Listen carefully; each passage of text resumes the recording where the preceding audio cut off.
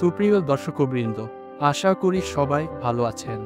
আজ আমি এমন একটি বিষয় নিয়ে হাজির হয়েছি যেটি প্রতিটি গর্ভবতী মা এবং তার পরিবারের জানা উচিত। গর্ভাবস্থার তৃতীয় ট্রাইমেস্টার, অর্থাৎ 7 থেকে 9 মাস। এই সময়টাই সবচেয়ে গুরুত্বপূর্ণ, কারণ এই সময় মায়ের শরীর ও বাচ্চা দুজনের জন্যই কিছু বাড়তি যত্নের প্রয়োজন পড়ে।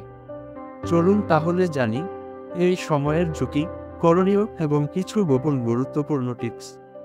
তৃতীয় ট্রাইমেস্টারে শরীরে যা হয়, এই সময় শিশুর বৃদ্ধি দ্রুত হয়, ওজন বাড়ে, নড়াচড়া স্পষ্ট হয়, মায়ের পেটে টান লাগে, পিঠে ব্যথা হয়, বুক জ্বালা, পা ফুলে যাওয়া দেখা দেয়। হরমোনাল পরিবর্তনে ত্বকেও ফুসকুড়ি বা চুলকানি হতে পারে। সবচেয়ে বড় ঝুঁকিগুলো: 1. প্রি এক্ল্যাম্পসিয়া, রক্তচাপ বেড়ে যাওয়া, পা মুখ ফুলে যাওয়া, চোখে ঝাপসা দেখা। 2. অকাল প্রসব, 37 সপ্তাহের আগে প্রসব হওয়া। 3. বাচ্চার নড়াচড়া কমে যাওয়া। 4. ভ্যাজাইনাল ব্লিডিং বা পানি ভাঙা। 5. জন্মকালীন ডায়াবেটিস ও ইনফেকশন। এই উপসর্গগুলোর যে কোনো একটা দেখলেই দেরি না করে ডাক্তারের কাছে যান। 7-9 মাসে যত্ন ও করণীয়: 1. নিয়মিত ডাক্তারের চেকআপ করুন। প্রতিবার ওজন, ব্লাড প্রেশার, ইউরিন পরীক্ষা, বাচ্চার পজিশন, হার্টবিট মনিটরিং। 2. পুষ্টিকর খাবার খান। আয়রন, ক্যালসিয়াম, ফলিক অ্যাসিড সমৃদ্ধ খাবার, ডিম, দুধ, শাকসবজি, ফল, ঝাল, ভাজা পোড়া, অতিরিক্ত লবণ এড়িয়ে চলুন। 3.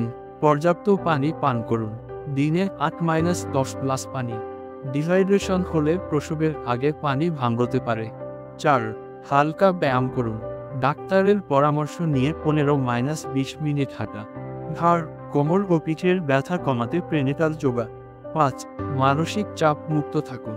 গান শুনুন, বই পড়ুন, প্রিয় মানুষের সাথে সময় কাটান।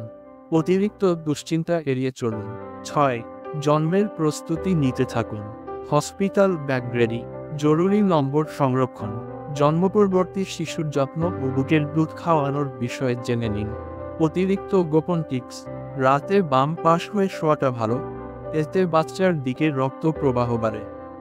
মাঝে মাঝে পা উঁচু করে বসুন, এতে পা ফুলে যাওয়া কমবে। কারো থেকে বাজে মন্তব্য শুনে মন খারাপ করবেন না। মনে রাখবেন, আপনি পৃথিবীর সবচেয়ে সুন্দর একটা উপহার পৃথিবীতে আনতে চলেছেন। প্রিয় দর্শকবৃন্দ, গর্ভাবস্থার তৃতীয় ট্রাইমেস্টার মায়ের জন্য যেমন গুরুত্বপূর্ণ, তেমনি পরিবারেরও দায়িত্ব এই সময় মায়ের পাশে থাকা। তাই যত্ন নিন, সচেতন থাকুন আর ডাক্তারের পরামর্শ ছাড়া কিছুই করবেন না।